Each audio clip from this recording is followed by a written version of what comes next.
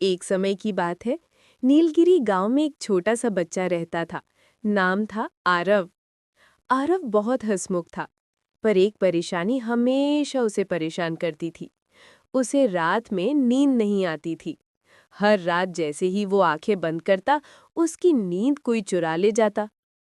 गांव वाले उसे नींद का चोर कहते थे कि रात होते ही एक रहस्यमयी चोर आता है जो बच्चों की नींद चुराकर अपने काले थैले में भर लेता है। आरव ने सोचा, आज मैं नींद के चोर को पकड़ कर रहूंगा।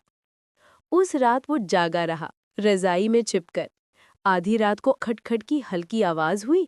आरव ने धीरे से रजाई हटाई और देखा, एक छोटा सा चमकता हुआ प्राणी उड़ता हुआ अंदर आया। पर डरने की बजाय आरव की आंखें चमक गईं। वो प्राणी बहुत प्यारा था, पर उसकी पीठ पर एक बड़ा काला थैला था। आरव चिल्लाया, रुको, क्या तुम नींद के चोर हो? वो प्राणी रुक गया, हंसा और बोला, मैं चोर नहीं, मैं तो नींद का रक्षक हूँ। रात भर जागते हुए तुम लोग अपनी नींद खो देते हो और मैं उसे सुरक्षित रख लेता हूँ ताकि सुबह वापस दे सकूं। आरव ने आश्चर्य से कहा, तो फिर मुझे नींद क्यों नहीं आती है? उसने अपना थैला खोला। उसमें चमचमाते नींद के बुलबुले थे, पर एक बुलबुला थोड़ा धुंधला था। वो आरव का था। तुम सोते समय डरते हो, इसलिए तुम्हारी नींद कमजोर हो जाती है, उसने कहा। तो फिर मेरी मदद कौन करेगा? आरव ने पूछा। वो प्राणी मुस्कुराया और बोला, सपनों की रानी, वही तुम्हारे सपनों को सुंदर बनाएगी। ऐसा कहते ही कमरे में हल्की सुनहरी रोशनी छा गई। एक सुंदर परी प्रकट हुई। लंबे सुनहरे बाल, नीली चमकती पोशाक और आंखों में शांत चमक। वो बोली, मैं ही हूँ सपनों की रानी।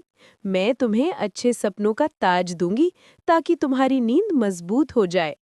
वो आरव के सिर पर हल्की सी चमकदार धूल छिड़कने लगी। उसकी पलकों पर कोमलता उतरने लगी। सपनों की रानी बोली, अब तुम डरोगे नहीं, तुम्हारे सपने हंसी, खेल और जादुई दुनिया से भरे होंगे। नींद का रक्षक बोला, अब मैं तुम्हारी नींद वापस तुम्हें दे देता हूँ। उसने अपने थैले से वो छोटा नींद का बुलबुला निकालकर आरव की हथेली पर रख दिया। वो चमक उठा और आरव की आंखें धीरे धीरे बंद होने लगी। उस रात आरव गहरी मीठी नींद सोया। उसे सपनों में उड़ते पहाड़, हंसते फूल, गाते बादल और चमचमाती परियां दिखाई दी।